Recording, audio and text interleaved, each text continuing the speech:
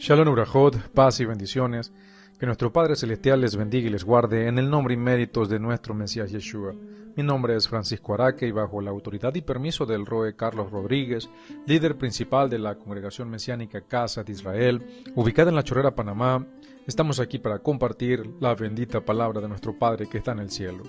Tengan un bendecido día en este Yom Sheni, día segundo de la semana, que corresponde al día 4 del cuarto mes, que es el día 30 de junio del 2025, y estamos en el estudio y comentarios del cuarto libro de la Torá, el libro de Bamidbar, también conocido como Números, y estamos estudiando la parashá número 39, que tiene por nombre Jucat, y significa estatuto o decreto. Y ahora vamos con la segunda aliyá, que se encuentra en el Sefer Bamidbar, el libro de Números, capítulo 19, versos del 18 hasta el capítulo 20, el verso 6. Y acompáñenme por favor a realizar la bendición. Baruch atah Adonai Eloheinu melech haolam asher bachar banu mikol ha'amin benatan lanu et torato. Baruch atah Adonai noten haTorah. Bendito eres tú, Adonai, nuestro Elohim, Rey del universo, que nos has elegido de entre todas las naciones y nos has dado tu Torah. Bendito eres tú, Adonai, que da la Torah. Amén y amén.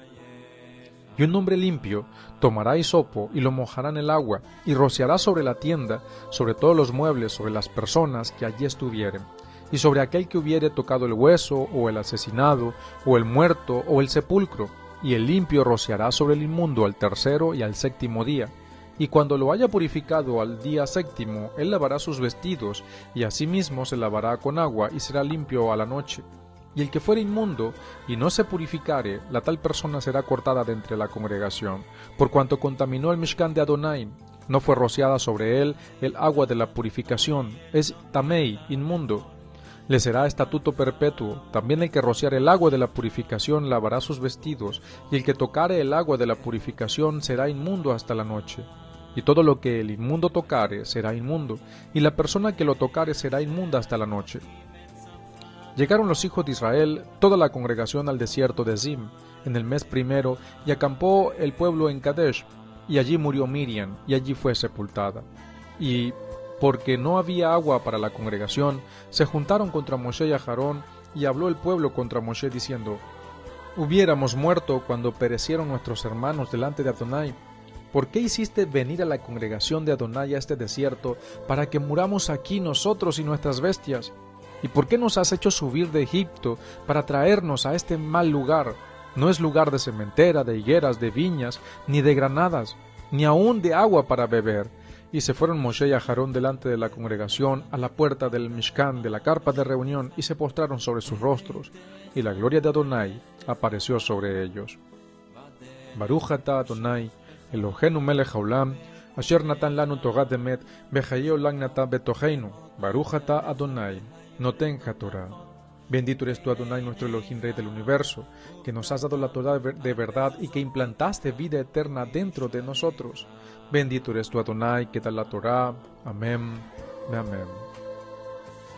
Amada familia, hoy nos corresponde adentrarnos con discernimiento en la segunda aliyá de esta parashá Jucat, que inicia, como ya lo mencionamos, en Bamidbar, capítulo 19, verso 18, y llega hasta el capítulo 20, verso 6.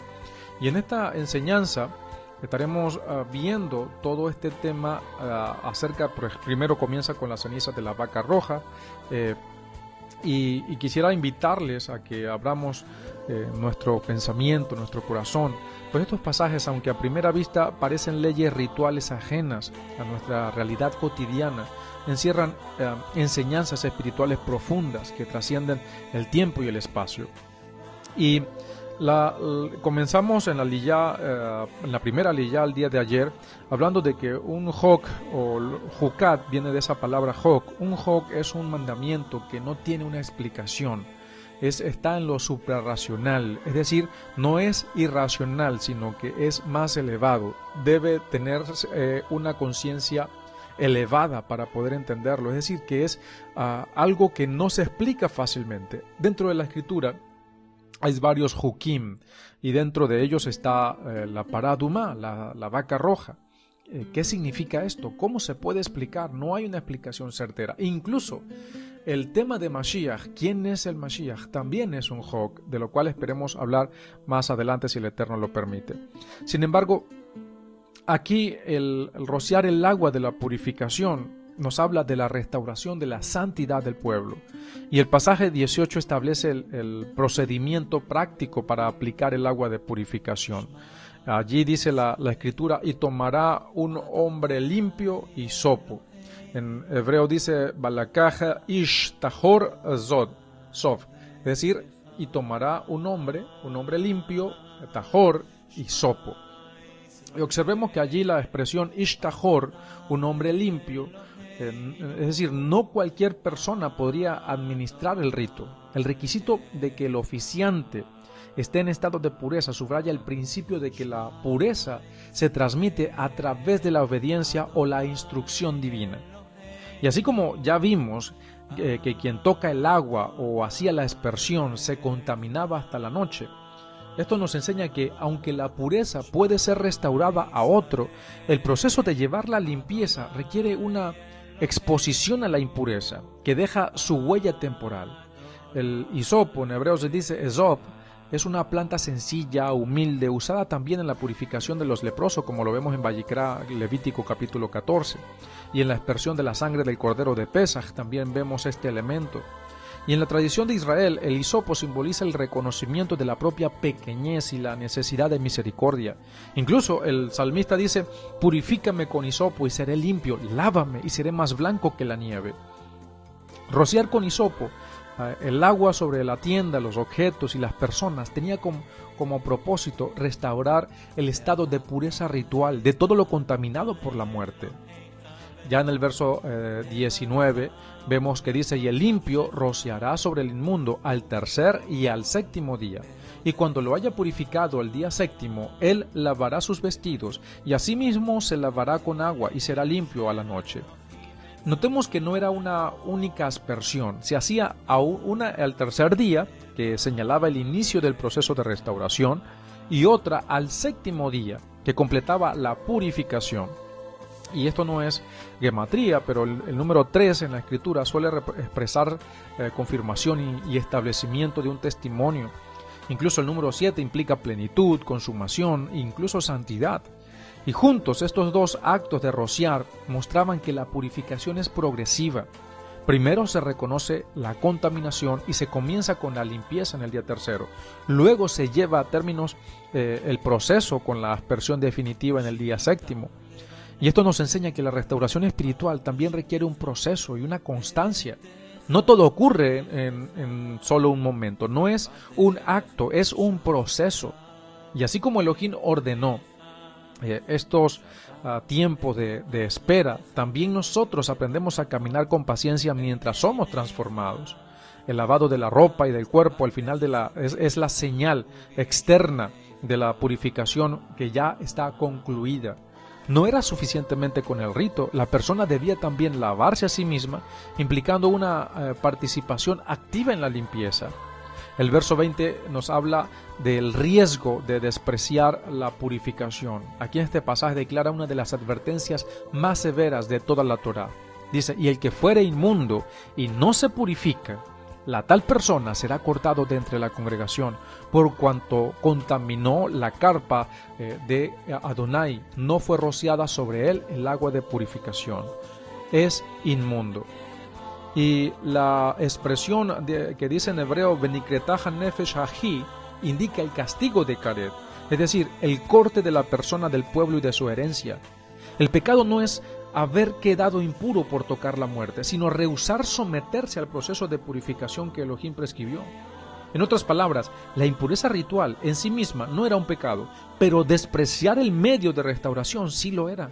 Y esto apunta a un principio espiritual profundo.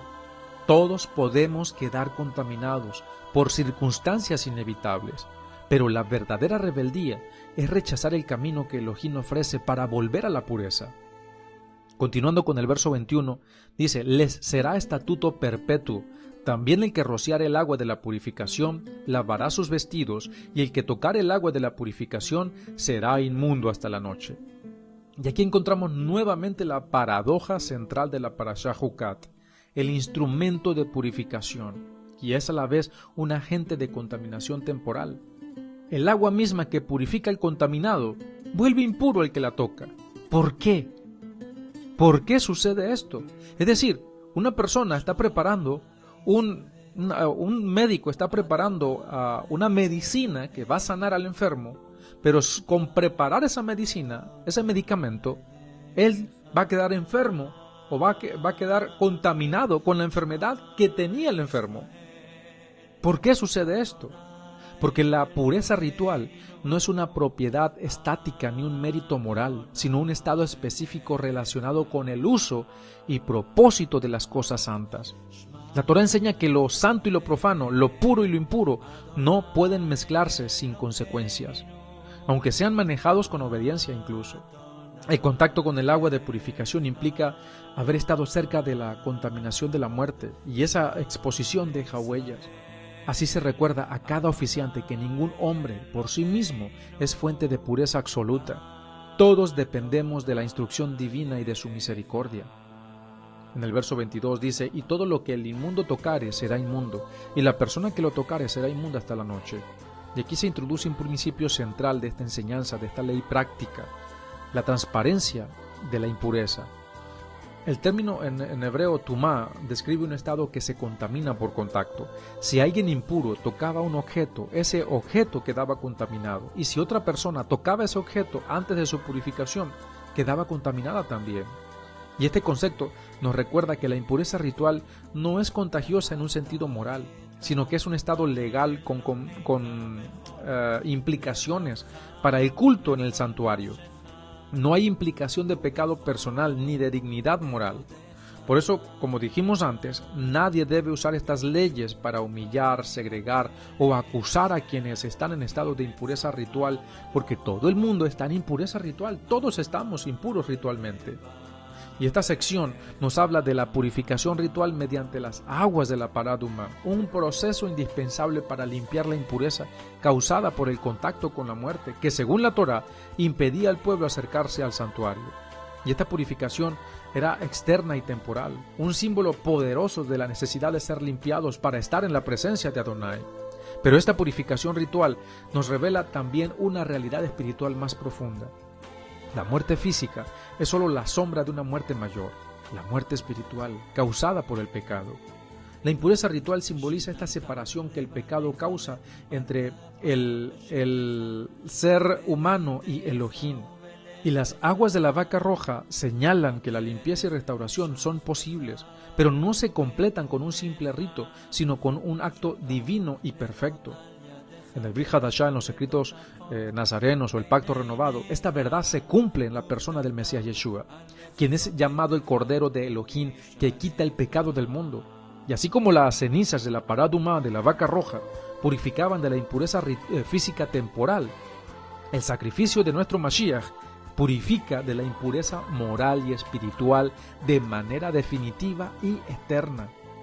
El Shaliach, el emisario, el Rab Shaul, explica en Hebreos capítulo 9 versos de 13 al 14, dice: porque si la sangre de los toros y de los machos cabríos y la ceniza de la paraduma que rocía a los que están inmundos santifican para la purificación de la carne, ¿cuánto más limpiará la sangre del Mashiach, que mediante el Espíritu Eterno se ofreció a sí mismo sin mancha a Elohim? Limpiará nuestras conciencias de obras muertas para que sirvamos al Elohim vivo. Aquí vemos cómo el ritual de la vaca roja era un tipo, una sombra de la obra redentora del Mesías. La purificación ritual tenía un alcance limitado, pero el sacrificio de Mashiach limpia la conciencia, el corazón y la relación con Adonai.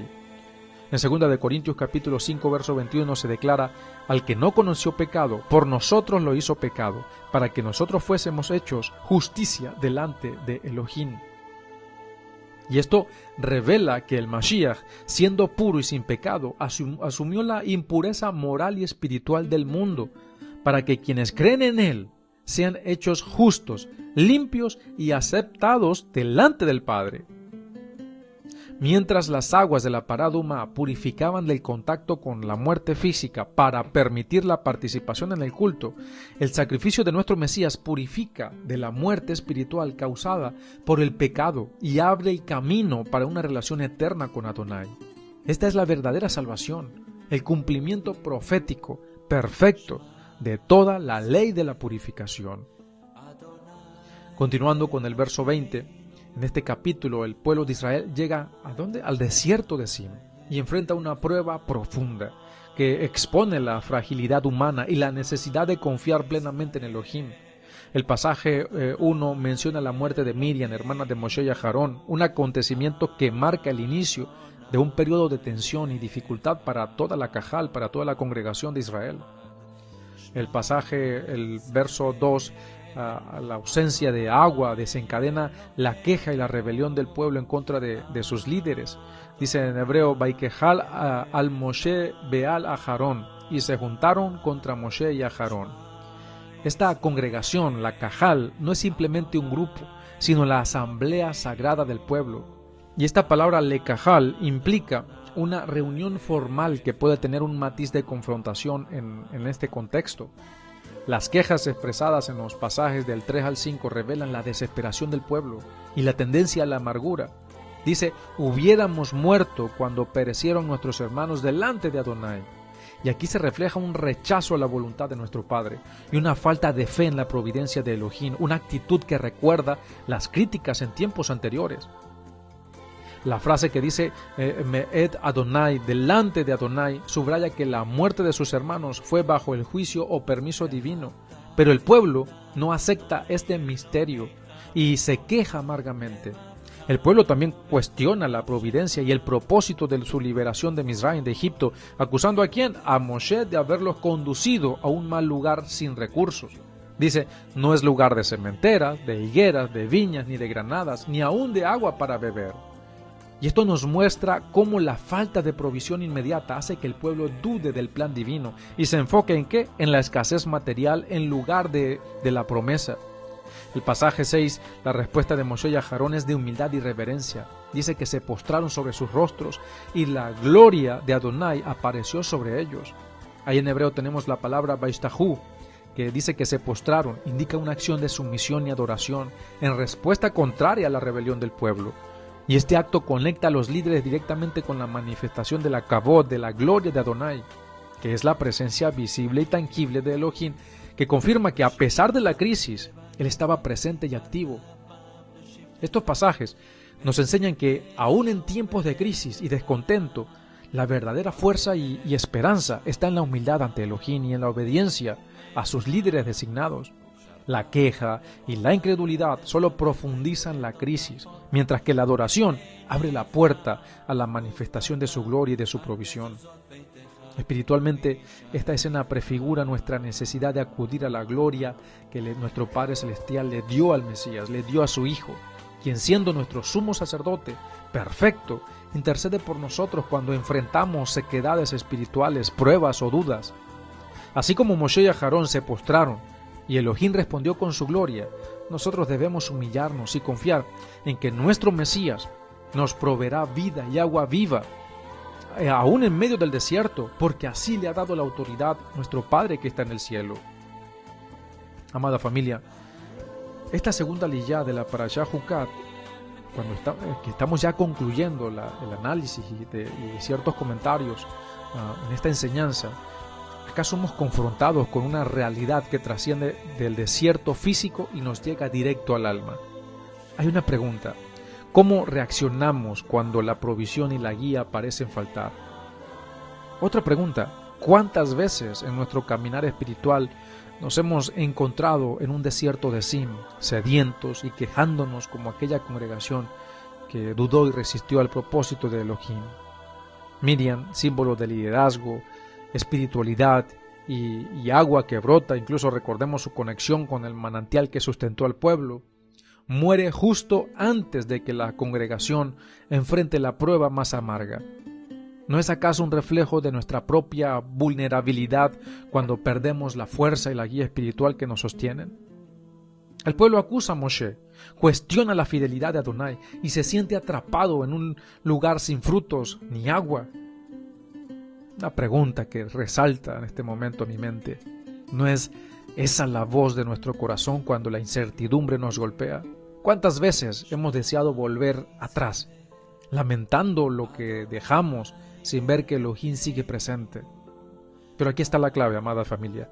La respuesta de Moshe y Aarón no fue la queja ni la ira, sino la humildad profunda. Se postraron con el rostro en tierra, abriendo espacio para que la gloria de Adonai se manifestara. La verdadera fuerza no está en reclamar, sino en humillarnos ante el Eterno y reconocer que Él es el único que puede transformar nuestro desierto en fuente de vida. En nuestro interior, la pregunta permanece: ¿permitimos que la amargura y la duda dominen nuestro espíritu o nos rendimos en adoración confiando que la gloria de Adonai habitará en nosotros y nos guiará hacia el agua viva? Esta aliyá nos invita a mirar hacia adelante con esperanza firme, porque aunque enfrentemos desiertos y pruebas, nuestro Padre nos dio un guía. El Mashiach es nuestro guía, es nuestro modelo a seguir, es nuestro sumo sacerdote, nuestro Kohen Hagadol delante del cielo, delante del Eterno, quien con amor intercede por nosotros y nos conduce hacia nuestro Abba, hacia nuestro Padre Celestial, que nunca abandona a sus hijos.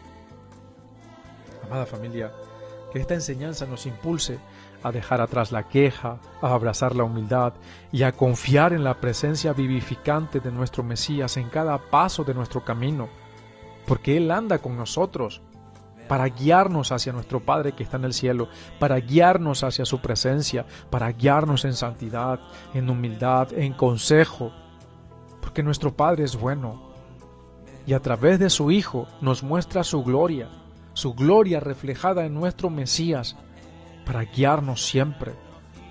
No estamos huérfanos, tenemos su presencia divina, tenemos su Ruach HaKodesh, su espíritu de santidad, que siempre nos enseñará, nos guiará, pero debemos evitar la queja, debemos dejar la negatividad, debemos dejar de estar viendo a cada solución un problema, sino confiar en las promesas de Adonai, confiar en que Él está con nosotros y que nos dará la victoria en el Mesías si perseveramos hasta el final, porque esa es la promesa: el que persevere, ese será salvo.